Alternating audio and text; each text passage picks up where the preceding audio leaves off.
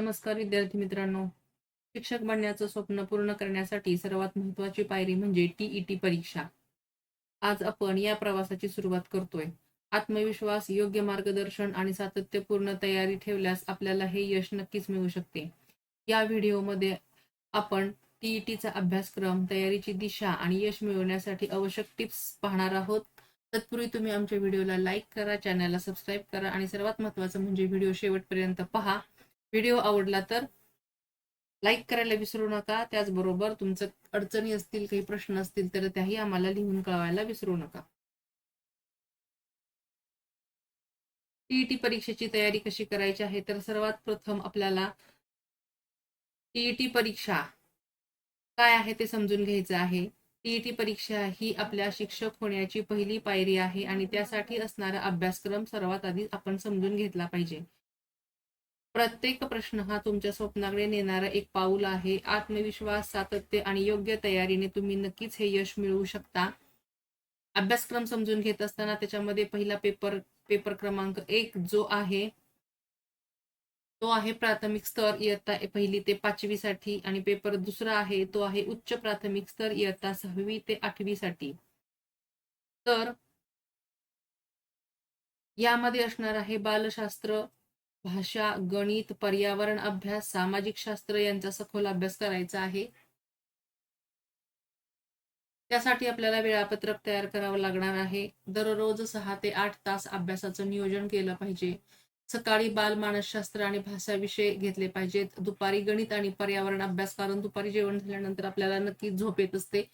त्यासाठी अशा दुपारच्या वेळेमध्ये गणित जर आपण अभ्यासाला घेतलं तर गणित सोडवत असताना आपल्या झोपेची वेळ निघून जाते आणि आपण अभ्यास योग्य पद्धतीनं म्हणजे तो वेळ अभ्यासासाठी वापरू शकतो. झोपेत घालवण्याच्या ऐवजी अभ्यास करण्यामध्ये किंवा गणित सोडवण्यामध्ये, पर्यावरणाचा अभ्यास करण्यामध्ये तो वेळ घालवू शकतो.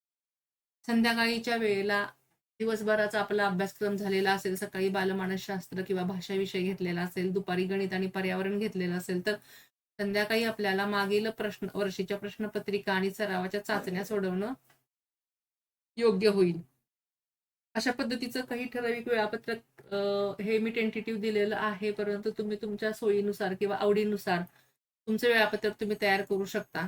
परंतु आपला अभ्यास हा रोज किमान 6 तास ते 8 तास झाला पाहिजे, तरच या परीक्षेमध्ये चांगल्या प्रकारे यश मिळू शकतं. महत्त्वाच्या विषयांवर लक्ष केंद्रित केलं पाहिजे. त्यामध्ये बालमानसशास्त्र म्हणजे त्याच्यामध्ये येणार आहे की शिकण्याची प्रक्रिया कशी असणार आहे, अध्यापन पद्धती कशी आहे, मुलांचे मानसशास्त्र, भाषामध्ये व्याकरण, वाचन, समज, लेखन कौशल्य म्हणजेच हे जे विषय दिलेले आहेत ते बालशास्त्र जे आहे त्याच्यामध्ये शिकण्याची प्रक्रिया, लहान मुलांमध्ये शिक्षण किंवा ज्या नवीन गोष्टी आत्मसात करण्याची प्रक्रिया आहे ती कशी होत असते, अध्यापन पद्धती कशी आहे आणि मुलांचं मानसशास्त्र कसं आहे ते समजून घेणं गरजेचं आहे. मुलांच्या मध्ये जो त्यांचा मानसिक, शारीरिक, बौद्धिक विकास होत असतो, त्या बौद्धिक, शारीरिक, मानसिक विकासाच्या अनुषंगाने त्यांचं मानसशास्त्र कसं असणार आहे, कोणत्या विषयामध्ये त्यांना गोडी निर्माण होते, कोणत्या विषयामध्ये आवड आहे, म्हणजे एखाद्या विद्यार्थ्याला, मुलाला खेळण्यामध्ये आवड असेल, क्रिकेटमध्ये आवड असेल, एखाद्याला अभ्यासामध्ये आवड असेल, एखाद्याला दुसरंच काहीतरी काम करण्यामध्ये आवड असेल किंवा निसर्गामध्ये फिरण्यामध्ये आवड असेल, तर असा त्यांचा मानसशास्त्राचा अभ्यास केला पाहिजे. दुसरा विषय आहे की भाषामध्ये व्याकरण हा महत्वाचा मुद्दा आहे. व्याकरणामध्ये आपल्याला स्वर व्यंजनांपासून ते शेवटपर्यंत म्हणजे अगदी वाक्यप्रचार, म्हणी, अलंकार, समास या सर्व गोष्टींचा सखोल अभ्यास होणं गरजेचं आहे. नंतर वाचन समाज, जो पॅराग्राफ वगैरे दिलेला असतो तो वाचत असतानाच आपल्याला तो समजून घेता आला पाहिजे. त्याच्यावरचे प्रश्न असतील तर ते आपल्याला त्याची उत्तरं देता आली पाहिजेत. म्हणजे आपण पॅराग्राफ वाचत असतानाच आपल्या मनामध्ये त्याच्याबद्दलची जी थोडक्यात संकल्पना काय आहे ही डोक्यात शिरली पाहिजे किंवा समजून घेता आली पाहिजे. आणि त्याचबरोबर लेखन कौशल्य, कला ही सुद्धा आत्मसात केली पाहिजे. गणितामध्ये असणार आहे मूलभूत संकल्पना, तर्कशक्ती आणि समस्या सोडवणे.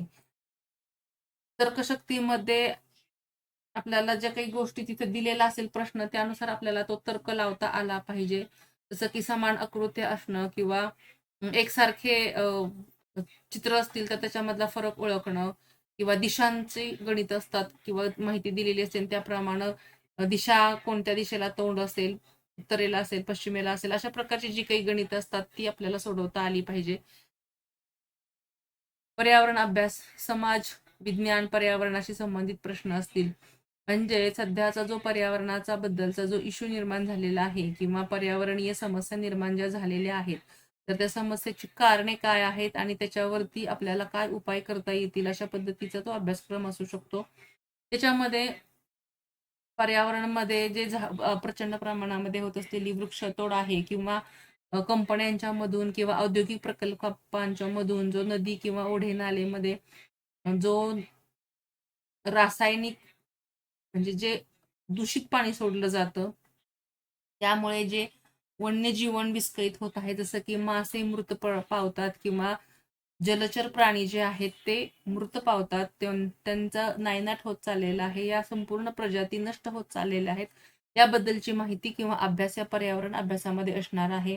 त्याचबरोबर जंगली प्राण्यांच्या मध्ये सुद्धा चित्ता, सिंह, हत्ती हे जे काही प्राणी आहेत यांचं संपुष्टात येत आहे, त्याची कारणं काय आहेत, म्हणजे जंगल कमी होत चालल्यामुळे त्या प्राण्यांना, जसं की आता बिबट्या हा मनुष्य वस्तीमध्ये यायला लागलेला आहे, गवे मनुष्य वस्तीमध्ये येत आहेत, अशा पद्धतीचे जे काही प्राणी आहेत ते त्यांचे जंगलतोड किंवा त्यांची घरं, जंगल ही त्यांची घरं आहेत ती कमी झाल्यामुळं त्यांना जो त्रास होत आहे आणि ते संपूर्ण जंगल भाग सोडून मनुष्य वस्तीमध्ये येऊन लोकांच्यावर हल्ला करत आहेत, अशा पद्धतीचं जे वर्तन होत आहे, तर त्याची कारणे काय आहेत आणि भविष्यामध्ये त्याचे परिणाम काय होऊ शकतात, याबद्दलचा पर्यावरणाशी संबंधित अभ्यास आपल्याला करायचा आहे.